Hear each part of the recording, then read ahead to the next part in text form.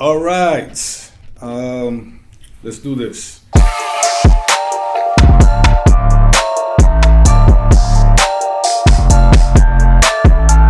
All right, ladies and gentlemen, we have Ron Rodriguez and Alex Santos in the flesh. All right, episode 001. Wow. First one. First one from Brogan Cadillac. Brogan Cadillac has been the dealer of the year for 14 years straight, in business for 97 years, same family. That's amazing. Yes, sir. That's amazing. Okay, Ron That's a great deal right Rodriguez. Ron Rodriguez has been top sales for how long, Ron? Top sales for 14 years. 14 years. And Union Shop Steward, prestigious Cadillac Crest Club, top 100 in the country or in the region. In the top 100 in the region and top 10% in the country. Right. And then we got Alex, prestigious Cadillac Crest Club, top 100 in 2018, 4 years as top sales and mark of excellence, 4 years in finance. Welcome, gentlemen. Welcome. Welcome. Thank you for having us. All right. So, Alex, we're going to start with you. How'd you grow up, man? Where'd you grow up? Where you from? I grew up in Patterson, New Jersey. Okay. Town, 2nd Ward, over there by Union Ave, Alvin Ave. For like 15, 20, 25 years in the same block, man, Alvin Ave. I used to get my haircuts on Union. Yeah? Oh, yeah? With Where, Chelos. Oh, yeah. With Julito and Julito? yeah, Those Julito dudes- and Alex. Yeah. And Alex. Those dudes are legends, bro. Yeah. Those are barber legends. in Oh, Patterson. wait. Is it the one that used to work in the salon? In Chelos, first spot. Oh, Alex. Yeah. Oh, Alex. I used to Bro, get a my brother haircut used from to be in Alex. there till Yeah. midnight, bro, to get the sharpest. And Yeah, they were sharp. You know, Scrap was part of them too. He used to Yeah. be, he Yeah, wasn't yeah. a haircut, but he's a fireman there Yeah, in man, Patterson those as well. one of the best barbers in New Jersey. Now, I grew up in that area. Grew up with both parents, my brother and my sister, in a 2-bedroom house apartment. And it's the best years of my life. It's the best, bro. Yeah, man. Went to Catholic school right down the street, 8 years. Came out that year. And then went to high school, went to Tech, Tech. PCTI. What you do in Tech? I did what your boy's doing here, bro. Team production. Okay. I was trying to be a director. Nice, That's nice. really what I And was going for. then from Tech, did you like a little bit of college or what you do? You know what, man? I went to college for a week, for 1 week. I knew I didn't want to go to college. Yeah, that's I left. for sure. I left high school and I was like, I don't want to do this. Like, I'm done with it. But I did it because my best friend's dad was like, yo, give it a try. See if you're gonna like it. Right. So I went to Catherine Gibbs, right, Montclair. Catherine Gibbs for like a week, and I was in there. And then they asked me to like introduce myself and speak to the class, and I don't like that.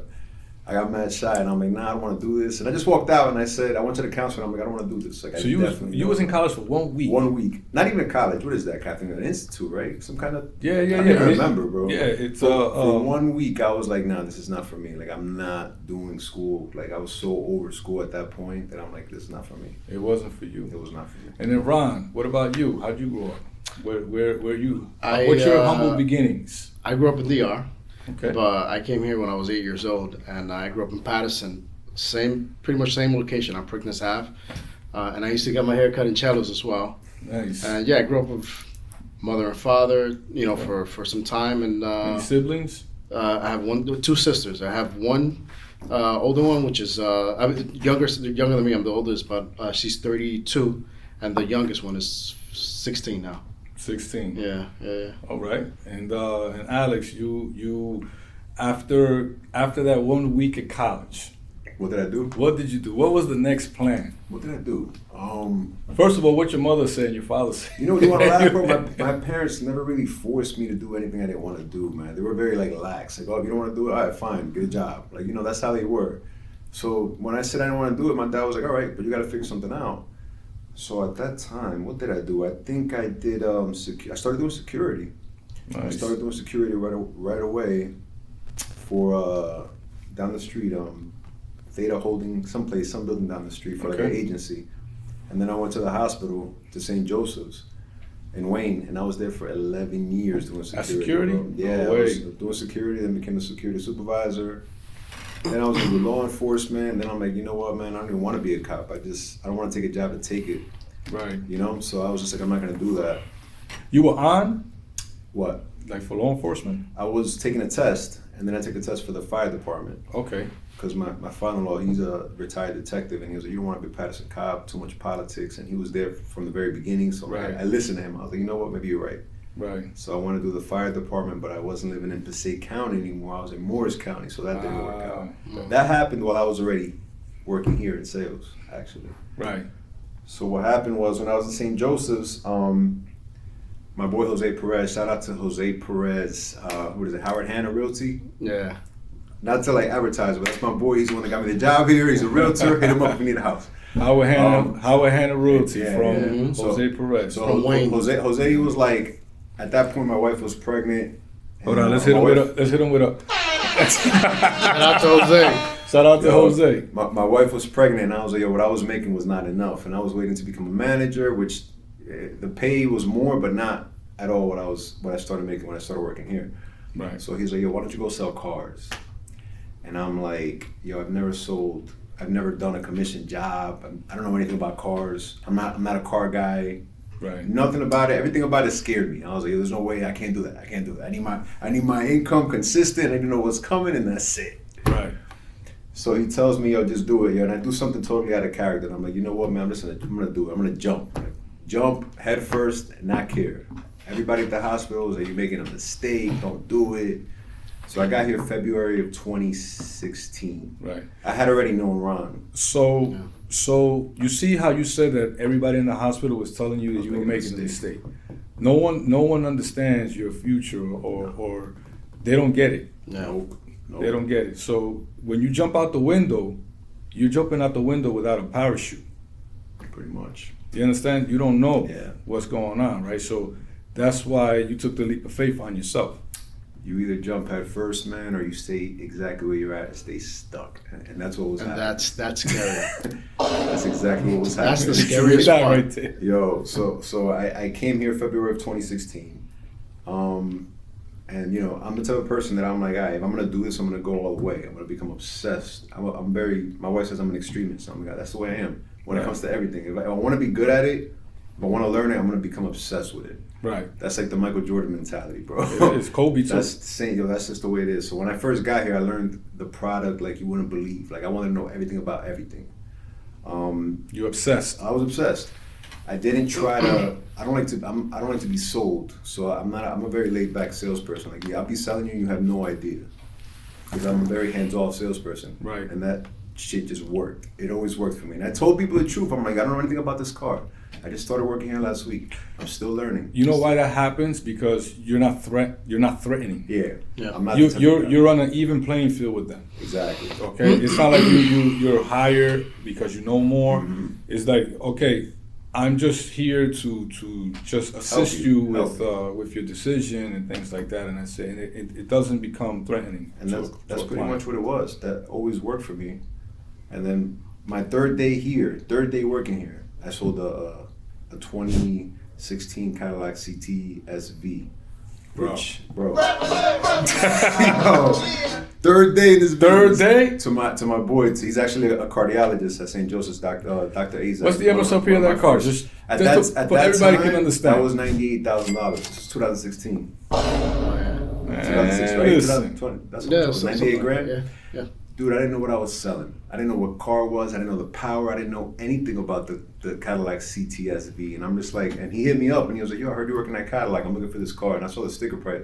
And I gave him the payment, which at that time, I think the lease payment on that car was probably maybe $1,300 a month. Probably less than that. At that Maybe time. a little bit less. Maybe $1,200, $1,300 a month. Now, mind you, bro, I grew up with like Camrys and like $300 a month. So when I'm telling him, I'm like, yo, it's $1,200 a month, man. Like I was like, You was like, yeah. Yo, it's $1,200 you made the decision for him. yes. And then he was, oh, that's what's up. I'll pick it up at 5 o'clock. And I'm like, yo. And I told Rocky, I'm like, Rocky, he wants to pick it up. He's like, all right, get a credit up. Where's the credit at? What does it look like? Yo, I was a rookie, bro. I was a rookie. To the point that my boy Mervin had to deliver the car and show him everything. I made the deal. I got the commission, but I didn't know anything about the car, anything like that. Yeah. Yo, from there, bro, just 2 days later, I sold another car and another car. Yo, they They threw you in, no training? They were still training me, man. They were still training me when I got in. It just so happens that this is what happened, actually. When I left St. Joseph's, I came here and I got business cards for myself, and I gave it to every physician at St. Joseph's, because they knew me well. And I'm like, listen, I'm gonna be here. Hit me up. And that so happened to be the person that hit me up. It was actually a referral, Isaac. But he hit me up and he said, yo, you're at Cadillac? Yo, I want to get something. And a couple people from St. Joseph's actually bought cars from me because of that. Nice. So I mean, that's the one thing. And then another thing, when I started working here, nobody was pushing anything on social media, man. Like on Instagram at that time, I came in and nobody. What year you got here? 2016. Okay, so this dealership was considered old school. Very. To this day, still considered old school. Right. So look at this boardroom, bro. coming from other dealers, like I worked at other dealers and stuff like that. In the industry, we always knew that this was like an older school type of, Yep. When I came here and I saw you guys, I was like shocked. Oh yeah. Seriously, I was like shocked. I was like, wait a minute. I was the first Spanish Ron was the first Dominican here, bro. And I was the only speaking Spanish person for like 3 years. Yeah, until Jose came in and he started selling with me. Wow. Yeah. Wow. Yeah. No, but Alex, continue on with what you were saying. I cut you off. When I got here, I was already on Instagram, but not like promoting. I was just like, posting dumb shit. And I noticed nobody's on social media in this place, so I gotta like capitalize on that. And then I had told Ron, he wasn't big on social media either, but I had told him, I'm like, I think I'm gonna start posting stuff on the internet. You think, are they gonna say anything? I said, nah, this shouldn't matter. So every customer I sold, I took a picture with, and I would always post it. And I kept posting it and tagging them and getting their information. And then it just got bigger and bigger and bigger, right, to the point that became one of my pipelines, where I didn't have to take customers over the years, from 2016 to when I got into finance. People would hit me up through social media, like, yo, I saw you through here, I want to get a car. So I didn't have to rely on the customers coming into the door. Right. And then I had people in the back that I would take care of personally. I'd be like, yo, if you send me a customer, I got you, I'll take care of you. And whatever is, you gotta help. Whatever it took. So I try to create a pipeline from within, from here. Right. And everybody was, talk to Alex. Whether it was a service writer, whether it was a mechanic, talk to Alex. So then my own customers, their referrals, Instagram, and here, and then that's how my customer base started growing. It got bigger and bigger and bigger and bigger, to the point where I didn't really have to kind of ups too much, which is what I wanted. I didn't want to be like, oh, I gotta take the customer in the door. I'm like, I don't really need that. I can take it, I can sell it, but I don't need that. Right. Yeah. And that worked. That's the goal. That's the goal. And then I learned, Ron's been doing this way longer than I have. So when I first got here and I saw his numbers, I'm like, yo, I want to be like that dude, because he was putting up some numbers. Right. And I'm like, I don't compete with nobody. I compete with myself. Yeah. I got to be better than myself. I got to be better than what I did the month before. But every single month, I would learn from the stuff that he would do. My boy Victor de la Rosa, which is one of the top. Yeah. That's my boy. BMW in Gainesville now, just so you know, in Florida. Yeah, he was actually the one that taught me a lot of things here when I started working here. Right. I learned things from Mervin. I take the good and the bad from everybody. Rocky, of course. Rocky's a legend. Rocky's a legend. Rocky actually legend. sat down with me and taught me how to write a buyer's order. He's like, this is how you're gonna do it. And that was back in 2016, and I never forgot it. I was like, all right. Right. Nah, Rocky's a legend. Super thankful for him. And Ron, what about you, man? You're the first Spanish guy here in the dealership. Yeah. Wow. And I was you've been first here 12 years. I've been here for 14 years. 14 I started in years. 2010. In November will be my 14th year. So I started in 2010. So 13 years I've been here. I thought you were in 08. I thought you started in 2008. Nah, 2010 is when I started. Right. Before they hired me before I turned 21 as a salesperson over here. So I'm gonna ask you, because I always remember mine. Yeah. And I'm gonna ask you then, who was your first client? My first client was Michael Piccola. He lived over here in Cedar Grove, which I still to this day I sell him cars, and he sends me referral. His best friend is the guy that bought 3 Vs this year. Damn, for real? That's his friend. You never forget your first sale, man. And then I told him, it's pretty cool because I told him, I was like, you're gonna be the first sales. I told him straight up, I don't know what I'm doing, and he was like the person that you wanted to have as a first sales. Just Understanding. because he was just mad. He was like, no, don't worry about it. Take a chill. He worked in the movie industry in New York. Uh-huh. I was like, don't worry about it. Chill. we'll just talk. This is. So he walked me through the process. He was like, no, let's, this is the car I want. How much are the payments for this? Take your time. And Rocky knew him because that wasn't his first Cadillac. So I guess the salesperson that sold him must have left at that time. I don't know who it was. And I got him as an up. So when I sold him my first car, it came so easy. It was just like pleasant with him. Right. And I had a pretty good experience with my first sale. That's amazing. Yeah. I'll never forget mine. Mine was I was at Toyota in Prestige Toyota. Yeah. And they had a Saturn. There was a 2-door Saturn convertible, little like roadster, but it was like stick shift. Yeah. I forget the name of it because it's discontinued, right? So I had a guy that got me on Route 17, hit me like at 110 miles an hour. Nah. And I'm the salesperson. My first deal. God. He bought the car though. No, wait, he hit the car that you were selling? No. He pushed the car to 110. Oh my God. Okay? And I was like, That was one of your first sales? my first sale. I got a story for you too. I remember. That's the best That's one, his crazy. story. That was my first sale. He hit it 110 miles an hour and I don't know what to do. And he was like, you know what? Because he told me, he was like, hey man, I'm gonna push it because I want to know if this has the power that I want. Yeah. So I was like, do what you gotta do. Boom, he hit that thing at 5th gear. It was a wrap. It was a wrap. But anyway, Alex, go ahead. What was yours? Bro, I had a customer in my rookie months, in the very beginning. That was like one of your first clients too, I think. One of my right? first clients. So I was so concerned with being, likable to the person that was buying the car that I kind of didn't ask the right questions as far as qualifying a customer.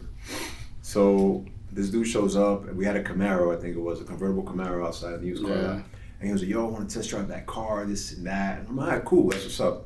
Make a copy of his license, grab the plate, go outside, put the top down. I connect his phone. Actually, I think I connect my phone to the car because another thing, I had a playlist called Cadillac Tracks. Uh-huh. Depending on the person I was sitting with, I would play certain songs.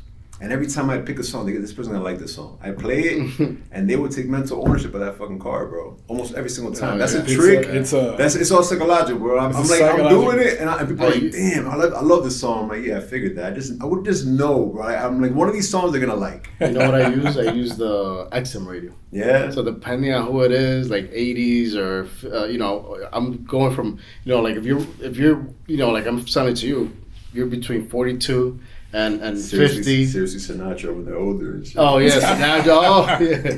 So these are trick of the trade, guys. Little tricks. Much, man. Always have a car warmed up before the client comes in. Oh, just so you know, that's a big AC one. on and the heater on. If you make sure everything's working. Make Exactly.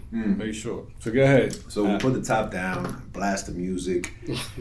TJ my boss happens to be outside, and he sees me like drive off with him and shit. We're like all like chilling, and we drive off. I think I even have a video, bro. For real? I posted a video on Instagram, with this dude, and I'm recording him. We're on 46. He's like, yo, man, this is official. I want to get it. I want to show my boys at work. So he drives from here to 23 up by me to show his boys, and they're like, damn, it's mad official, this and that. Yeah, I'm gonna get it. Then on the way back, we stop at a bagel store, and I buy this dude a coffee. I'm like, you want a coffee, bro? I got you. I buy him a coffee, this and that. We're there, just chilling. Just chilling. Yeah, like just not even trying to push the sale. And so, then we get over here, and he's like, yo, I'm gonna take it. Now, that's what's up. So I take a credit app, I sign him up. We submit the app, bro. It comes back like a FICO of 540, bro. 540 FICO. He's like, oh yeah, man, I was gonna tell you about that repo, man. Yo, dog. And I'm like, yo, and then I see Ron, bro. I'm laughing. Ron's cracking up because for some reason he knew this shit was gonna happen. He's like, yeah, man. I saw that. I knew that was gonna happen. I just knew that was gonna happen. I was a rookie, but that's bro. the best way to learn. Is that was the only shit that never happened to me again, bro. Never again, bro. That happened to me. Yo, this dude's name was Alex, just like me, bro. I'll never forget it. Yeah, man. He's like, yo, I'm gonna come back. I'm gonna come back when my credit's better, bro. It's 2023, man. I haven't seen that dude since 2016. I'm gonna tell you one thing. The difference between this store and a lot of stores is the people that work over here. Like, we try to help each other out, So, like, it doesn't matter who you are. We help each other out amongst each other. So when that happened, I'm like looking, I was like, damn, man, like, blasting the music. I was like, you gotta let him go through, let him go through the little process. He's gonna learn as he goes, and then you explain to him, because like it's if you're coming to set, if you're selling a car and nobody explains anything to you, and you're just making mistakes all the time, sometimes you're gonna stumble a lot more than you need to. Right. If you have somebody, one of your peers help you out. Yeah. Sometimes what he did is the right thing. Yeah. Maybe he went too far going to Butler or 23 and all that stuff. Exactly. Maybe you have to, you got to turn around because of insurance issues, whatever. You could tell the client. But never judge a book by its cover. I learned that. It's another story. They learned that with me. I could tell you a story about that. Yeah. They learned that with me. So I learned with him for sure.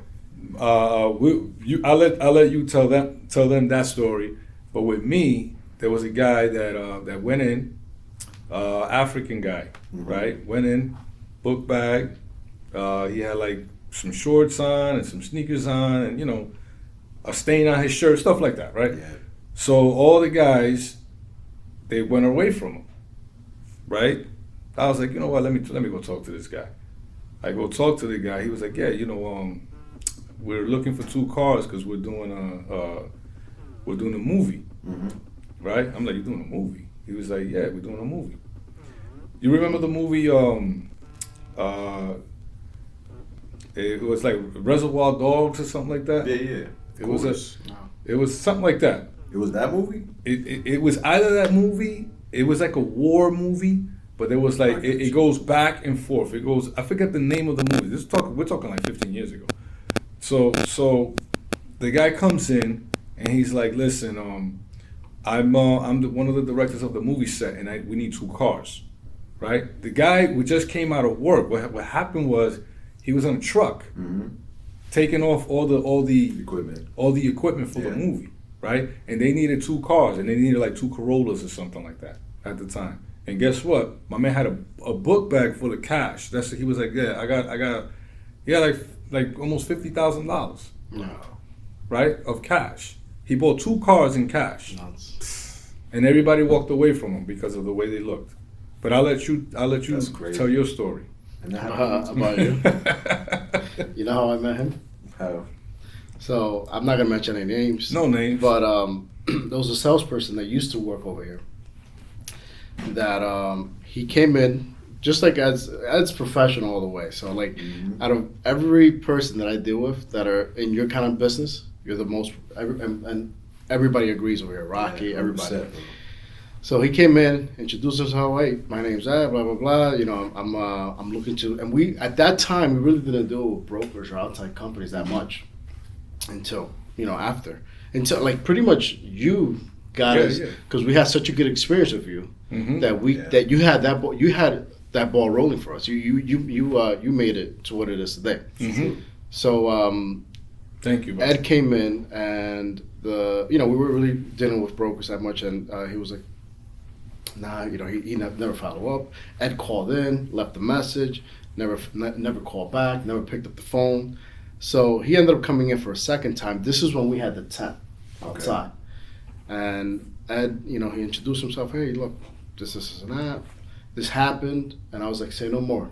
Let me get you to Rocky. Can I interject for a second? Yeah. It was with Victor. Mm-hmm. No, I take it back. No, it wasn't with Victor. It wasn't with Victor. Yeah. Okay. So I'm gonna let you finish. Pretty much, I introduced him to Rocky so that he could speak to a manager. Yeah. So that you could. So that we're gonna take you serious. Right. Cool. And then Rocky said, okay, take care of him tomorrow. I wasn't gonna be here tomorrow. So what I did, I was like, yo, Victor was right next to me at that time. I was like, yo, Vic, he's gonna be here at 3 p.m. tomorrow. I'm not gonna be here. Take care of him. Make sure you're here. Introduced him, connected him, and everything was gravy from there. It was the accountant. Angelo. Yeah, I don't want to mention names. Yeah. Angelo was the first client, and he bought a CT. No, he bought an Escalade first, right?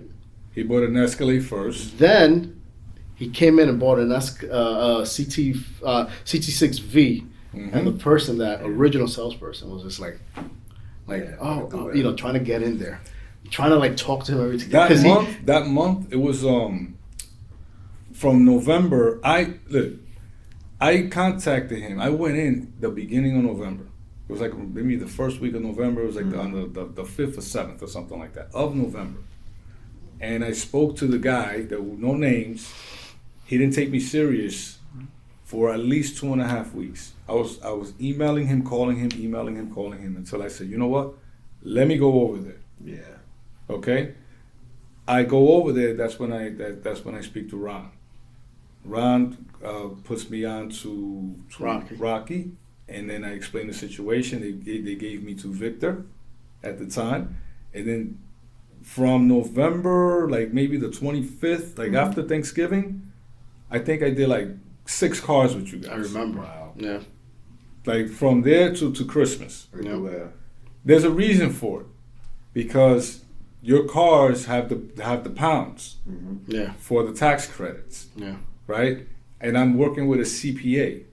The CPA has a lot of his clients that are saying to his clients, hey, you need to buy a car to get these tax credits. So there was a reason. And every time I sold a car, his jaw fell. Boom. Yeah. Yo, this guy again? Boom. Oh my God, this guy and again? then I Boom. saw him trying to just like make little conversations, Yeah. like, "Oh, hey, how you doing?" Now you got me curious. And Now then, tell me later on who that I'll was. tell you later on. Yeah. So that is that's an iconic. You wouldn't be surprised when I tell you. No, I'm sure. That was iconic to me, man. So I don't remember seeing you, bro, in the tent, man. And like I was right in the front, but I don't remember seeing you too much. I think you're off because you Yeah. came in late that day.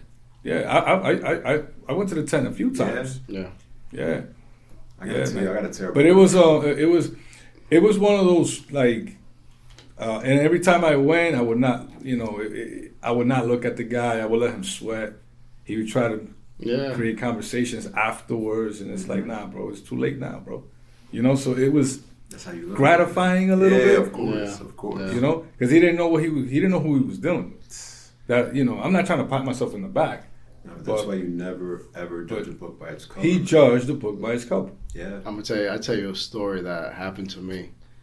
A client ends up walking in. He's a pretty good client of ours, and this salesperson, for some reason, was like, "Look, I'm looking to buy a car." Blah blah blah. I was like, he tells me, "You take care of him. I'm busy right now." So over here we have a system where back then it was different. We changed it now, but it was different where if you had a client in the system, it's your client. For, what was it before? It was like 90 days or something like that. Even if you didn't sell them a car. 90 days. Yeah, so we have a system. We wouldn't know We the used to system. have a system Right. where if you put the client's name in there, it's your client for 90 days, whether you sell them a car or not. So the client could come back and you could be off. I sell them a car, a month later, and I have to give it to you, and I take the back of the deal. And people were putting in notes like, customer came in, still could have found him a car. Bah, I get, Yeah. I get another 90 Yeah. days now that I Yeah. own him. Come on. That was the system, bro. Yeah. Abusando, man. So Yeah. we changed that now. We got a different system. So Yeah. basically, he told me, "No, you deal with the client." He didn't want to deal with the cat. Mm-hmm. So Because his name was on the the system, right? he had him. No, he had him in the. He had him in the For system. whatever reason. I was like, he "No, you wanted to sure?" I was like, "Yeah, no." He thought he was gonna get credit He's for my it. color skin, darker, and So I ended up selling him a car, and he was like, "Oh, I got half of this deal." I'm like, "Are you serious?" Mm-hmm. So I was all right, cool. So I gave him half the deal, gave him the front of the deal, and I'm doing everything. Which means they get I'm the doing side. from start to finish. Yeah, that was. And that was just like crazy, right? That's ridiculous. And the guy didn't even want to deal with this guy either now because he felt like, Yeah, that would not happen with me. But then what happened was, Mm-hmm. he thought that he didn't have credit and all this. He ended up bringing his, at the same day that he had to deliver one car to him on Saturday, he brought his sister-in-law and his brother. They bought 3 cars that day. The guy was looking at me like, "Oh, you're going to give me half of that deal?" I'm like, "Nah, but 3 you cars. crazy?" 3 cars. Like, here, you got half of the first one. Yo, Yeah. for real, man. He still works here? No. Es un abusador. Yeah. But it's a lot of crazy stories like that. You can't. That's why you can't judge a book by its cover. Yeah. So you know what it is that the auto industry was the good old boys industry. Yeah. It was back in the day, and then it was una fama the people taking advantage of people. Yeah, man. A big salesperson. Right. So we I decided a long time ago that wasn't gonna be me. I'm not gonna take advantage. There's no need to do that. It really isn't. You can do a sale. Nobody's a non-profit. You know what I mean? Yeah. This is a for-profit business, right? Mm-hmm. You have to expect people are going to make money on you on a purchase of a car, but for someone to like take it to another level, it doesn't sit well with me. That doesn't last long either, man. Yeah. People eventually realize that, yo, what the hell, and they move on to somebody else. Right. You gotta just get more quality and a lot more customers versus making all your bread on one customer and then losing that customer forever. Because that's what you risk. That's the chance. That's what happens. And then in the finance, because I did finance too for many years, there was a lot of there's a lot of competition in finance in certain dealerships. Mm-hmm. Oh, this guy's on the board, and also you have management that's going to tell you, hey man, your per copy is this much. You need to be at that much. Yeah. And then you have let's say you have an outside warranty company that's like looking at your numbers also, and then it's like everybody's looking at what you're doing because they're putting pressure on you to do other things. Absolutely. You understand? And that is why I despise that system. Yeah. You know what I'm saying? 100%. I get it. Right? So you got to be at a certain amount, but there's ways of doing this the right way. You can listen, man. This is what you need. Here's your menu. This is how this is how you're gonna protect yourself. Yeah. I'm here to protect you. This is how much it's gonna cost to protect you. Are you willing to pay for a tire and a wheel another $2,000? Yeah. Right? And it happens to you 3-4 times, it pays for itself. Are you okay with that? You know what I mean? Or are you gonna take your chances? Yeah, that's true. You know what I'm saying? So on that note, I decided that's why I did this, to eliminate all that stuff. Mm-hmm.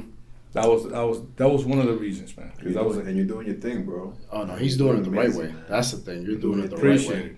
Appreciate it. I'll say one thing, man. It's the salespeople that, because like when you first start, especially when you first start off in sales, you have to find your mojo. Like you have to find your way of selling, what makes you feel comfortable. And me and Jose, when he was in sales, because sales is, it could be stressful, especially the way you're dealing, what you're doing with the client, the way you're dealing with the clients. Try to do everything the right way, like you're doing, like we're doing. Mm-hmm. Because I seen salespeople come and go, and those are the people that they come in banging like, I just sold this and that, I made this much. They go to the next they go to the next store because it's like it catches up. Revolving door. It catches up. Clients are not gonna want to deal with you afterwards. If they're gonna find that at one point or another. Yep. And that's another thing about Brogan, and you'll notice when you come in here, you see the same faces, same guys all the time. All the time. Nobody ever leaves Brogan, bro. If you leave Brogan, you either passed away or you retired, or you did some real stupid shit. Yeah. Otherwise, nobody ever really leaves Brogan, and that's one of the things that I love about this place. Yeah. This store is one of the stores that I cherish. Yeah. I have a very, very obviously with the relationship with you guys, Rocky. I feel like I'm an independent Brogan guy. We're trying to get you in here. You know what I'm saying? We try to hire him, but he don't want to come in. Right? You're the one that got away. I'm the one that got away. That's funny. So yeah, now I have I got my Honda store that's like dear to my heart. I got there's certain stores that are dear to my heart. This is one of them that's dear to my heart. That's why I'm here to give you guys your flowers, man, because you guys are the ones that are doing it the right way, and you have been doing it the right way from day one, and you learn from the right people to do it the right way, because you see what you just said, that you can go from dealership to dealership to dealership. Yeah. If that start happening to people or to salespeople, you're gonna learn shortcuts here and how to get over here and all these things. Bad habits, man. Oh yeah, a lot of bad habits. They come easy too, right? But if you don't know bad habits and all you know is good habits, that's all it takes. You're genuine, man. Yeah, 100%. You're super genuine, man. And Ron, I wanted to ask you about your real estate ventures and stuff like that. Like, how did did you start real estate ventures before doing this, or you were already doing this and then you started? So I'll give you the story how I started into real estate. My boy, shout out to Fern, Lord of the Slums. He's my best friend, but also like family to me, and he was one of those people that walked me through the process. Because me, I get scared, nervous. I have all these emotions. Yeah, when it comes to like big ticket items like that, it's easy for you to get intimidated by all of this stuff. He was a real estate agent at that time, and this is when he was starting off to start investing too. He was like, yo, if you buy one house and you're making like $1,000 a month, that's like, like at that time, we're talking about in 2010, 9. Yeah. It's like if you buy one house and you're making $1,000 a month, that's like 20% or 10% of what you're making. So if you could buy 5, you can make like 50 or 70% of what you're making a month, and then you can live off of that, or and then buy one house that's like a 3-family or 4-family. Then you buy a 2-family. Then you buy your 1-family, so one pays for the other. That was the dream back then, right? And pretty much, he walked me through the process. He was like, yo, buy this 4-family in Clifton. And, I did. I was crazy enough to do it. And, it was pretty much all history from there. Right? Yeah. It was all history, man. I did flips. I did, I bought 1-families, 2 I bought properties that's been pretty good to me. I feel like everybody at one point. You kept. Yeah. At one point should get into real estate, whether it's buying your own property or doing it for investment. Right. Alex, you ever tapped in a little bit of that on real estate? The only thing I have is my house that I bought. I bought my house in 2020. It was late because I don't know. Right when the interest rate went up. Right when the interest rates went up. What I paid for my house, I paid $280 for my house, man. Yeah, I bought. What month did you buy your house? March of. You want to laugh, bro? I bought mine in February. For real? Yes. I bought it first week of March 2020. I'm all happy. 3 weeks later, we get. I bought shut one down. I brought the one in We got a Wayne. job right now. Wait, I closed. And I'm like, wait, what? I posted the one in Wayne at the month on February of 2020. Yeah, bro. Yeah, it's crazy. Yeah. And the one in Wayne. Yeah, That's one family. I Yeah. was in panic mode, man. When they told me that we closed, and 3 weeks later, we couldn't work because of COVID. I was just like, oh my god, yo. That's all I was thinking. But I you lucked out with my house. But I but definitely want to do. the rate- I definitely want to do with you. This The is what I'm interest gonna. rate was we bought at the right time. Yeah, That interest rate was like, it's 4%, mine, which at the time is high. at the But time. still- At the was time, low. but now it's Now? low. But that was an FHA That's loan from with the Lotto? construction loan combined, bro. So, Yeah. I got todo cuarto mine más at grande. 2.7. I got Hopefully that 2.5. comes back around. 2.5. 30-year fix. Oh Yeah. wow. 30-year fix. That's Shout out to crazy. Richard, my North Jersey. Wow. Yeah, man, that's good. 2.7. Shout out to my cousin, Lone Depot. Yo, but I'm gonna tell you, Walter Santos. We here. at one point, bro, I was just trying to say this. We all need to get. It doesn't have to be real estate. It could be whatever it is. If it's content, shooting contests, if it's real estate, Bitcoin, mine, whatever it is. Second source. Second source of income, because when that happened in 2019, I was good. I had some stuff going on outside of Brogan, so you don't stress that stuff, and you tend to make the right kind of decisions for your life. Because when you're stressing, you're just thinking about what the dollar sign is gonna, what you have to do to make this money to pay this. Right. Mm-hmm. But when you're not stressed, you can be your genuine self. Always. Always. Yeah. And also the key is don't jump out the window. Where you don't have to you don't have to pop bottles. Nah. You don't have to. Listen. Nobody's saying that you can't have fun, but be responsible with it. Can I tell you a story, bro? So when the way I got hired here, I used to work at Nordstrom before I worked here, back in 2010. So that's why you got all those suits. That's why I got all the suits. So this old person popped in. His name is Joe Damiano. He passed away now. God rest his soul. Mm-hmm. He walked in. And he was like, "Hey, I used to help out his his nephew and talk about, now we're talking about this is how important that your word and the person you are and a client customer relationship is. Mm-hmm. So I used to help out his nephew. He used to work at the Port Authority. And he was like, oh, my nephew sent me to you. I just want 2 sweaters, one for my son and one for my other son. He had 2 sons. And I told him, look, you can buy these sweaters. They're cashmere. They're beautiful. They're like $350 a piece. But I have these that are from Nordstrom. They're Nordstrom made. And you're going to spend like $75 a piece. Mm-hmm. It's up to you. I was always straight up, always. Doesn't matter who you are. I give it to you how it is. Yo, for real. And he was like... Even with sweaters. Yo, for real. I used to, not to cut you off, I used to hear, because remember we had the open floor. So I could hear how everybody closes deals. And I hear Ron like, this is what it is. You gotta work with me. You gotta take it or not. This is what it is. And I'm like talking to my customers, and I hear him in the background. I'm cracking up, and then I hear Victor on the other side like, come on, man, it's $55.99. You gonna take it or not? And I'm cracking up. I'm just like, yo, these dudes are hilarious. Let me give you his. I'll give you his shit. He'll grab his chair. Victor's freaking hilarious. Just so you know, every salesperson, I don't know which cameras look at me, has a little trick, right? He'll grab the chair. Let's just say the client's facing you. He'll turn the chair around, sit right next to the client. Talking about who? You, man.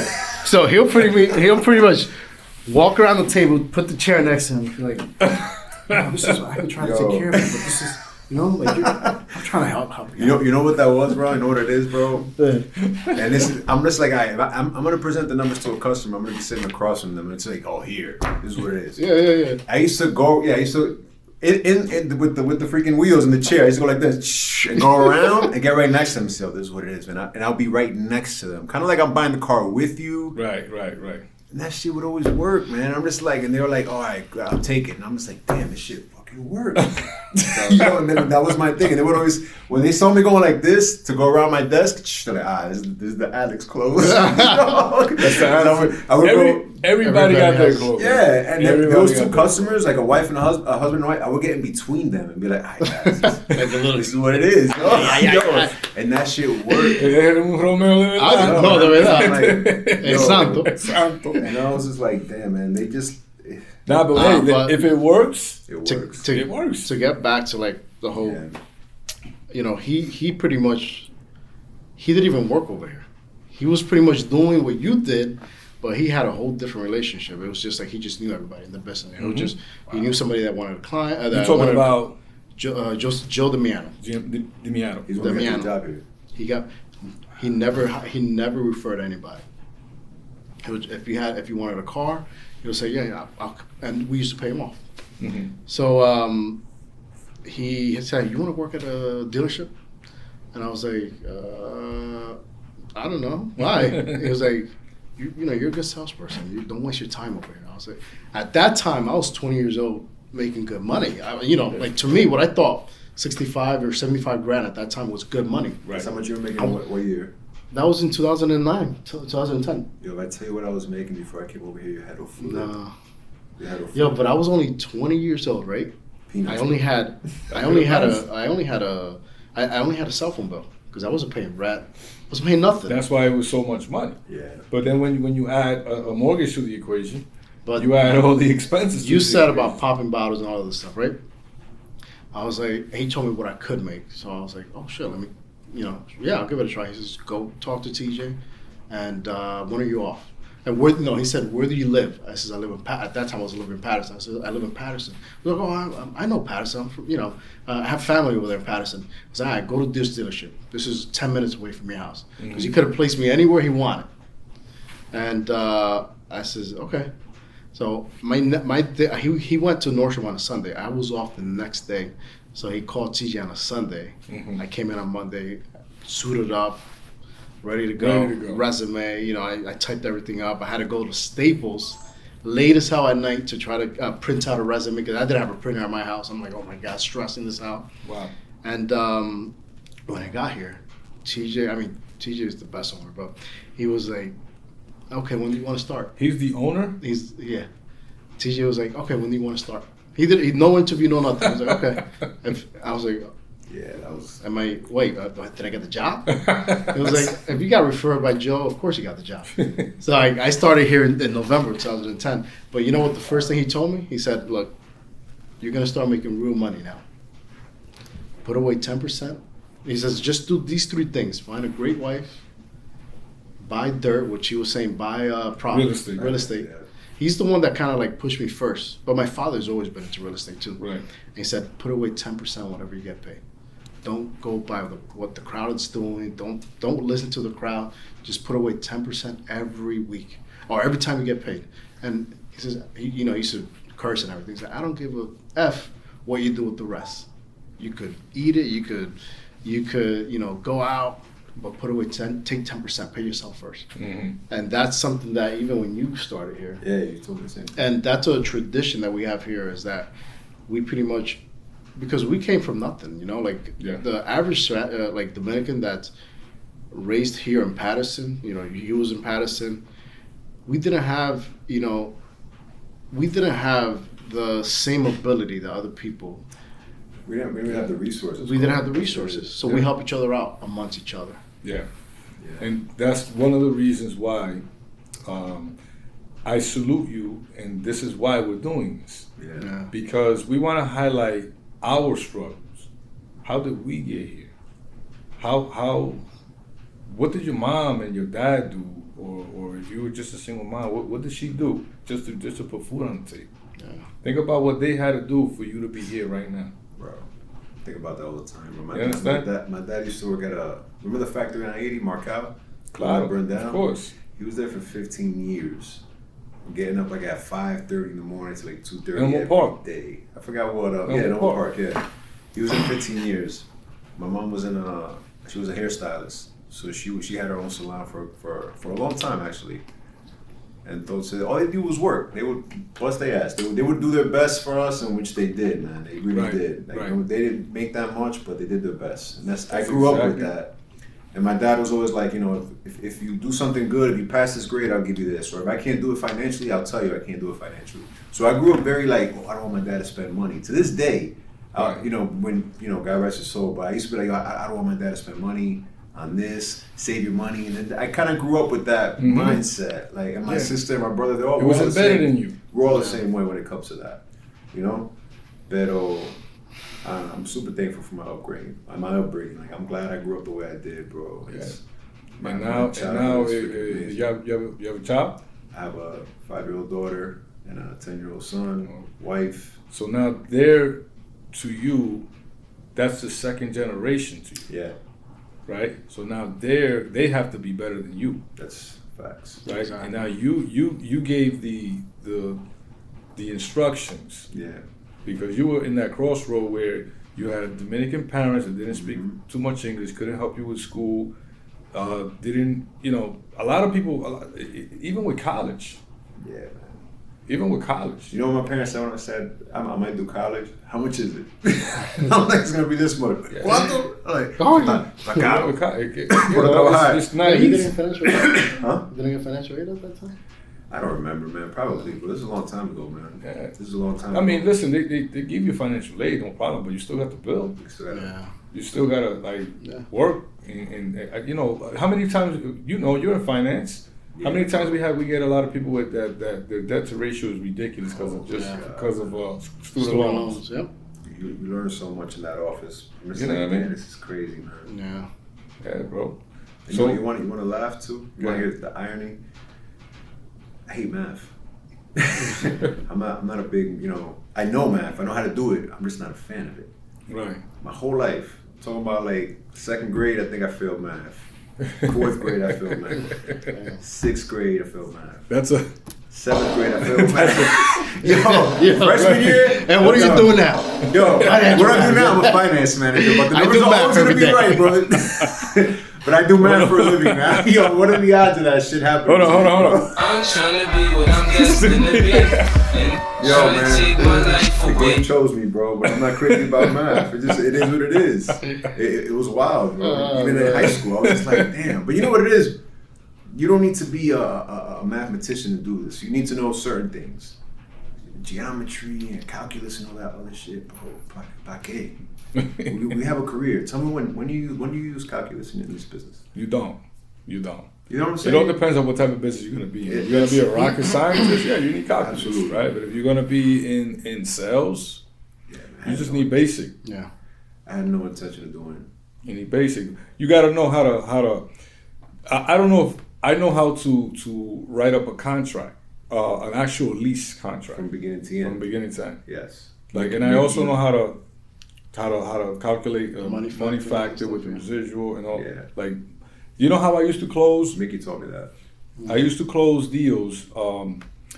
I never really used to go to the desk like that, going back and forth. Yeah. And for those that don't know, I'm saying this for the grand. For those that don't know, in a traditional dealership, you got to go to the desk to get numbers, and then you go back to the client. Yeah. You present the numbers, right? I always felt that was a waste of time, Especially if you know the numbers yourself. Exactly. right? What you got to do, in my opinion, is you have a generic money factor that you can just time it times the 2,400 or whatever calculation you had. I used to have a book Yeah. where I go to the book and I say, Mr. Client, and it's black and white, so it's not like you're fabricating this thing. It's in black and white. You want this, whatever Toyota Camry? That Toyota Camry, the MSRP is $25,000, right? I could probably shave another $700 out of it. So let's say it's going to cost you $24,300, right? And you wanna lease this thing, right? So let me add the taxes and the DNV and all these things, right? Now what I'll do is I'll do the calculation for the lease. Now I go, okay, Mrs. Customer, this is going to cost you, boom, $600 a month, right? It already had fluff in it. Yeah.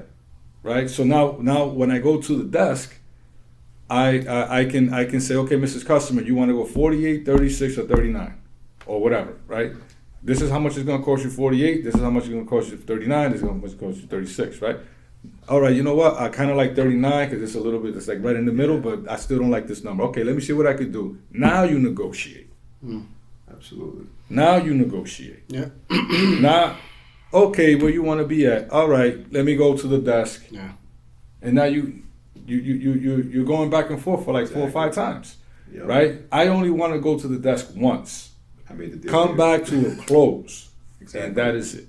Yep. That's how I used to do deals. How did you learn to calculate? You know, how to do the math. Who taught you that? So when there was a finance manager that was there, his name was Mike. So Mike, I asked Mike. I was curious. I was always, It's good to be curious in this I was business. always like, how do you calculate these numbers? And he told me, he was like, there's a money factor and there's a residual. You have to calculate it. You take the money factor, you times it, you divide it into 2,400, and then that's how you can get into your payment, right? And then once you have, like, he told me the game as far as how to calculate that, right? Then I said to myself, okay, so the money factor, how do I know what that money factor represent on interest? Yeah.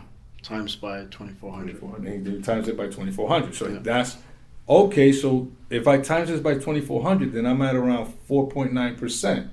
So if I add an extra 200 basis points, I can go to 7%. Yeah. Right? Now I have a fluff. Mm-hmm. Now that fluff is my negotiating power. Yeah. So now I don't have to go to the desk 10 times. I can just go to the desk once or maybe twice. Yeah. Because the client wants to be at $399 a month, right? But I'm at $499 a month, so there's a common medium there. But Mrs. Jones, this is why it's $499 a month. It's in black and white. Because you're not lying to somebody, you're just telling them what it is. I love when customers say, I don't want to go back and forth. I want to be clean, cut, dry. Let's do this. Right. All right, Mr. Customer, it's $4.99. Oh, that's too much. You got to do better than that. You gotta do better. So let's begin the back and forth. Right? But yeah, I'm gonna tell you one thing, man. Come on, man. From where we used to, like, from when, because even you know, numbers have changed so much. It's like drastic. It's crazy how. Yo, when I got into these are crazy money factors now. It's ridiculous. When I got into finance and all my customers came back, when their leases were over and they were paying $400 a month, $399, and they all come back and I'm like, I'm not in sales anymore. I'm a finance manager now. You have to deal with a different salesperson. They was coming back at $699. Oh, Alex would give me the best deals, and I was just like, yeah, I would. But the truth of the fact of the matter was that the prices were just different 3 years ago, and I'm like, I can't sell it to you no more. You gotta go to them now. Yo, but it was the interest rates, bro. It was out of control, man. I see these payments. I'm like, we can't interest touch rates it. and residuals were Yo, so much better. 350 a month, bro, for a Cadillac. That's crazy. The residuals were like 57, 58% At that time. Now At that you're time. talking about a 50% residual. No, it's That's a big ridiculous. jump. Huge jump. Yeah, Yeah. man. Especially when you go to an Escalade, that's $100,000. Mm-hmm. That's That's a $7,000, lot of money. $8,000 just in It's a big residual. jump. Yeah. So on average, right now, you're paying 7.9% on anything. Just about. On average. I don't care if you're an 850 credit score. And I try to tell people that, you know, people are like, oh, I got an 850 Un- score, and I'm like, yo, 7.9 Doesn't today matter. is 3.9 in 2018. Man. It doesn't matter if it's finance or if it's a lease. No. It does not matter. You're paying about 7.9 unless the company, like let's say Has Toyota a- Financials or something like that, it has a Yeah, promo, Mm-hmm. and there's no promos out there. There's not even No. rebates like that, Nah. right? There's a rebate. I mean, now. I see rebates now starting to creep up a little bit. every month now. A little bit. Yeah. But not the way But they used not to. for Escalades, but for everything else. It's starting to. I see even Toyota, BMW. They're starting to like little by little creep up. It's getting a little bit better. Yeah. But the Escalades, they still the same. No. Still the same. Right. Yeah, still the same. So It's worse. So I got two questions. I got a question for both of you guys. If you could change the game right now, what would it be? What would I change about it? I'll tell you right, straightforward. I would change, these commercials that could be $3.99 with Zero down. down, With just the come with the inside. with the tiny words. That I would change because I don't know. I feel It's deceiving. It is it is deceiving because you bring you bring the client in and they're happy, and then you have to be the person to break it to them and say, They're bad hey, news. I mean, most people know, right? Yeah, but I'm That gonna it's a locally, gimmick, or right? Some of them come in. Yeah. Oh, that's what you But guys advertise. It should be Yeah. straightforward. I mean, I understand that, depending on where you live at, if you're in Jersey or New York or Connecticut, taxes are going to change. Yeah. Motor vehicles are going to change. But shit, it's That's an easy overcome. It shouldn't be, Yeah. but it's an easy overcome because you could just do the numbers right there for them. Look, it says right on here is $3,000, $4,000 as a down payment. Plus you got to add your taxes. Plus you got to add your DMV. Plus they're probably going to prep it.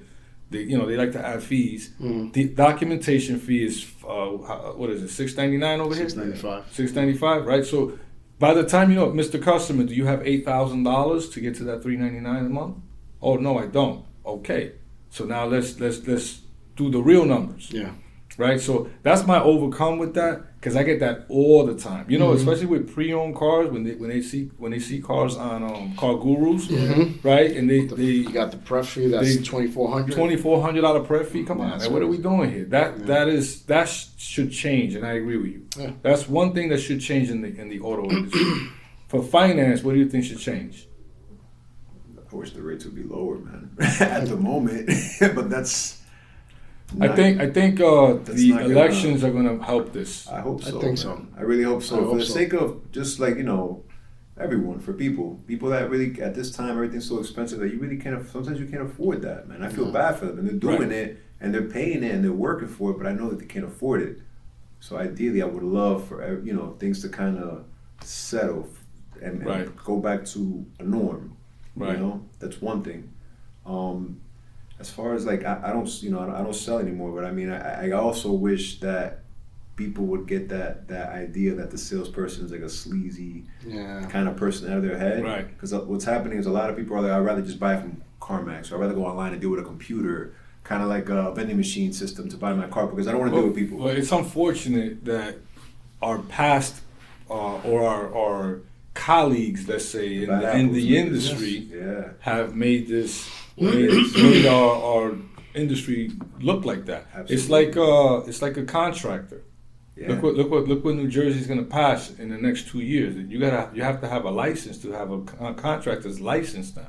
Yeah. So you can't just be like You can't just be a contractor anymore. Now you're going to have to be licensed, just like a real That's estate why they license. call them contractors. Contractors, There you right? go. So to end it, number one, I appreciate you guys, de verdad, No doubt. because you guys Thanks are for doing having the us. right things, and you guys are always doing the right things. You guys been here, look, 14 years and 8 8 years. That doesn't happen in dealerships, not even in regular jobs. No. Okay? That doesn't happen, right? So that means that you guys are doing the right thing. You guys are not conning anybody. You guys are actually for the client. You know what I mean? And everybody wins. The dealership wins, the client wins, and your reputation is always going to be intact. And hopefully this also becomes an example for ownership too. You know, because the way this store is ran, every single customer that we sell, majority of them, I always ask them, like, is this your first Cadillac? And a lot of them are like, yeah, that's my first Cadillac. Oh, yeah? This was a lot. These past 3 years, everybody, this is my first Cadillac. So Now, and don't say, another thing they say is like, yo, this was the easiest buying process ever. And it's every salesman here, man. It's not just like, just the Dominican circuit that we got going on. It's everybody. Everybody, they're like, oh, this is the easiest purchasing process ever. And I'm like, do me a favor, put that on Google. Yeah. I need you to put it out there that, not every salesperson is the same. Now, Brogan is not the same. We're not going to be, we're not underhanded like that. We don't have that reputation. Put it on paper so that someone could see it and they could just bring more business. Because I don't want to have that reputation. Like, I really genuinely care about this place. Yeah. That's the reason why.